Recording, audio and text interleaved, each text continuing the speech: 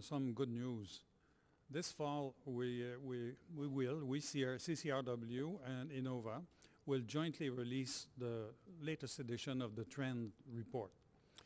It's an annual report, so for those who may be less familiar with it, it basically includes 3 key elements, one of which is the result of cutting-edge research on accessibility and work in Canada. So that would be fresh as of this coming fall. But not only that, it will include also recommendations as to what we can and should do to improve accessibility to the work market.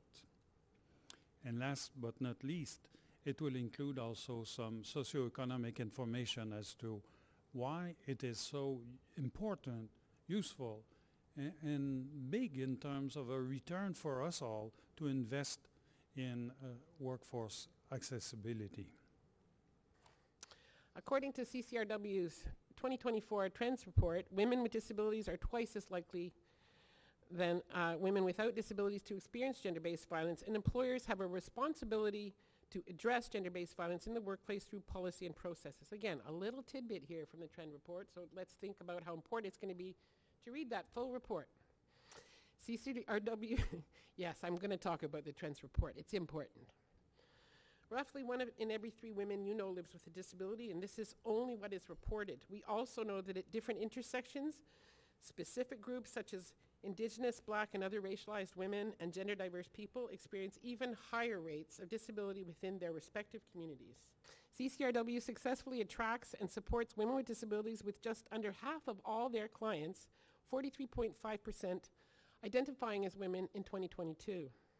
Only, as you will note in CCRW's Trends Report, which I also encourage you to read, only 20 to 25% of working age people with an intellectual or developmental disability in this country are currently employed. What we know, and this is also confirmed in CCRW's 2024 Trends Report, is that compared with other disability types, persons with intellectual and developmental disabilities have the lowest employment rates, and additionally, employer attitudes, stigma, and misconceptions that they are less able to do the work, pose safety risks, are costly to accommodate, and will decrease productivity are the top barrier to labor market participation for this population. To expand on that, and according to CCRW's 2024 Trends Report, we know that pain-related disabilities are the most prevalent among Indigenous peoples. We know that Indigenous persons with disabilities are likely to experience double discrimination on the basis of disability, on being Indigenous, and that without exception, supporting labor market participation of persons with disabilities must effectively address institutionalized anti-Indigenous racism, because without this, we cannot move forward. As I'm sure you're all aware, in Canada, approximately 27% of the population, the general population, live with a disability. However, the rate of disability for Indigenous peoples is significantly higher at approximately 35%. This equates to over 600,000 Indigenous people in Canada of all ages having a disability.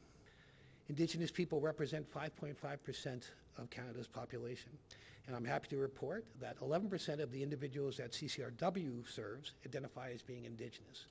This shows that when it comes to nothing about us without us and supporting Indigenous job seekers with disabilities, CCRW has been successful in walking the talk, so I thank them and encourage them to continue to expand their relationship with Indigenous disability community and the good work that they do.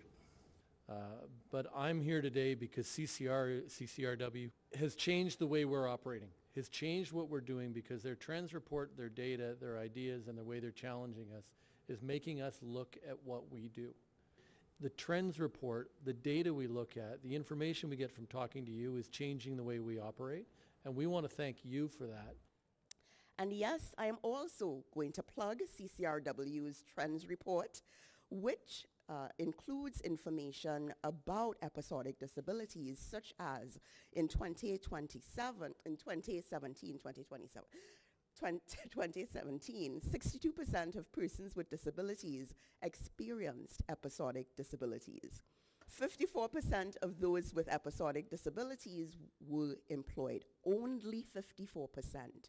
and 1 out of every 3 people in Canada between the ages of 22 to 24 will experience some form or degree of episodic disabilities.